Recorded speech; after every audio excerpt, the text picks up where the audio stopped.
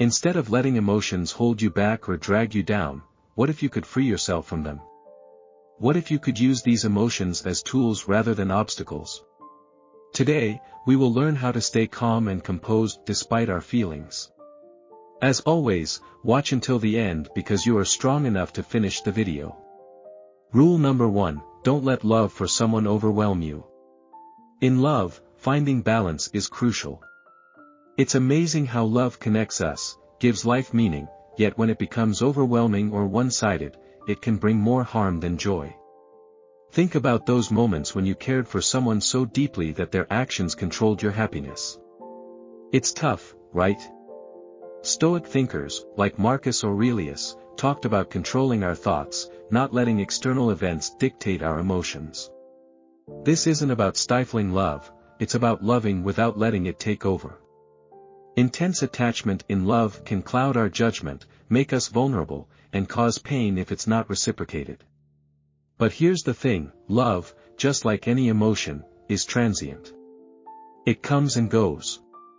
The key is treasuring it while not allowing it to be the only thing steering your life. Imagine love as a guide on your journey, whispering advice but not calling all the shots. You should be in control of your own path, not love. Learning to love deeply without being overly attached shields your heart and strengthens your soul. This isn't about avoiding relationships, it's about forming meaningful connections without losing yourself in them. It's all about emotional independence. You're the boss of your feelings, they shouldn't rule you. By mastering this, you gain resilience in handling the ups and downs of love without being overwhelmed. This kind of balance helps you appreciate love without letting it dominate your life. Rule number 2, stop caring for everyone and reduce your empathy. In our quest to be caring and understanding, it's easy to overlook a crucial aspect: too much empathy can be exhausting. Empathy, the ability to feel what others feel, is truly remarkable, allowing us to connect deeply. But imagine a sponge that never gets wrung out after soaking up water, it becomes soggy and useless. Similarly, when we're overly involved in everyone's emotions and situations, it can overwhelm us. The philosopher Epicurus had a gem of wisdom: it's not the events themselves but our reactions that truly count. This is vital when it comes to empathy. It's not about disregarding others' feelings, it's about balanced empathy. Picture this: intentional empathy. It's knowing when to fully engage emotionally and when to take a step back. This way, we shield ourselves from emotional burnout.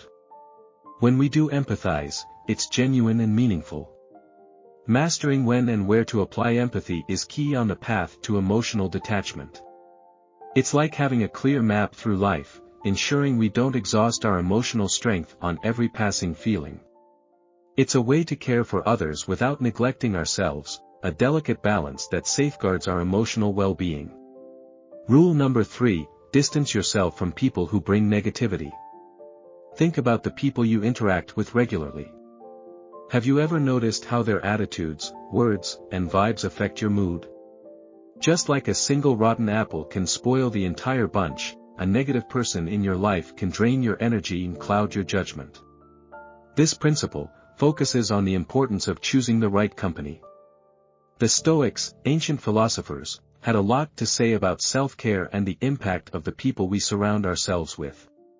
Diogenes, a famous Stoic, once remarked that we have 2 ears and 1 mouth, so we should listen twice as much as we speak. This underscores the significance of being mindful of who we allow into our lives. Consider this: are there individuals in your life who constantly bring pessimism, doubt, or criticism? Identifying and stepping back from such negative influences isn't about holding grudges. Instead, it's about prioritizing your emotional well-being. It's acknowledging that, for the sake of your mental health, certain connections need to be loosened or even cut off. It's important to understand that distancing yourself from toxic people isn't an act of unkindness, rather, it's a form of self-respect. It signifies that you value your inner peace and emotional balance above all else. By doing so, you create an environment around you that's filled with positivity, genuine support, and authentic care. Rule number 4, keep your feelings and viewpoints to yourself. In a world that urges us to express ourselves openly and share every feeling, there's an overlooked power in keeping some things to ourselves. This rule encourages discretion in sharing our deepest emotions and viewpoints. The Stoics were big advocates of inner peace and caution against seeking constant approval from others. Marcus Aurelius, another renowned Stoic philosopher, once said that the joy in life is determined by the nature of our thoughts. This means that when we constantly seek validation or feedback from others, we let them control our emotional state. Think back to times when you shared a personal success or a core belief hoping for affirmation, only to face negativity or ridicule. These moments can dampen our spirits and shake our self-belief. But what if you held the control? What if your feelings and values weren't swayed by external feedback? Deciding not to voice every sentiment or belief isn't about holding back, it's about taking charge. It means recognizing that not every inner thought needs an external ear, and our internal experiences don't always require validation from others. By exercising this discipline, you build inner confidence. Your feelings, values, and perspectives stand firm because they're not influenced by external opinions. This rule points toward the importance of safeguarding our emotional well-being. It emphasizes the significance of understanding that seeking internal validation can often be more empowering than constantly seeking external approval. It's about finding a balance between openness and discretion, ensuring our emotional foundations remain strong and resilient.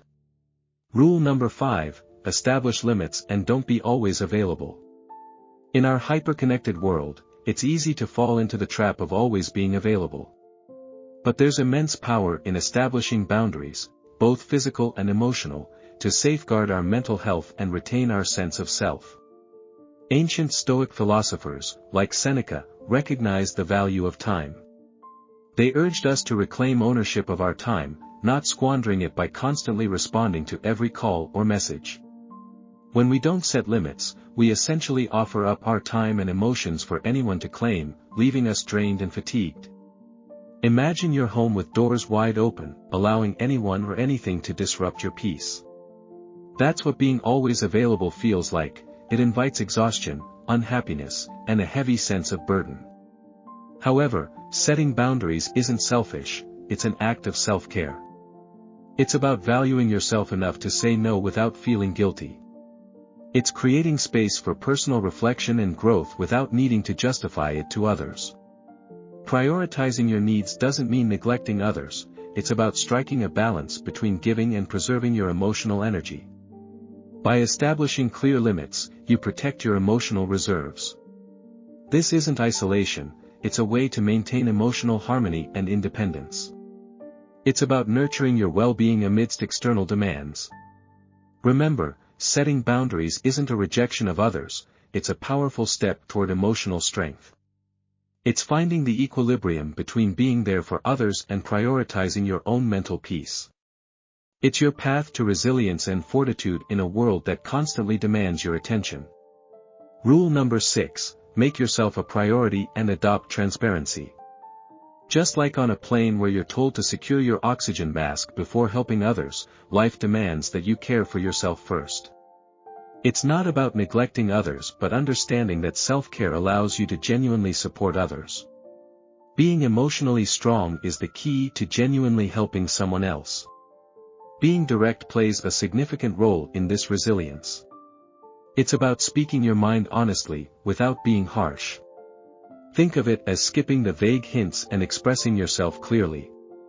This openness avoids confusion, reduces tension, and builds genuine relationships with those who value honesty. Setting boundaries and sticking to your beliefs without regrets is part of this principle. It's about aligning your actions with your dreams and values. To live this way means embracing your inner strength. It's about igniting the fire within and facing life's challenges head-on. No obstacle should deter you from your path. It's a call to seize the day, to channel your strength, and to lead each moment with purpose. Thanks for watching. Don't forget to like the video and subscribe to the channel if this content was helpful for your life. See you soon.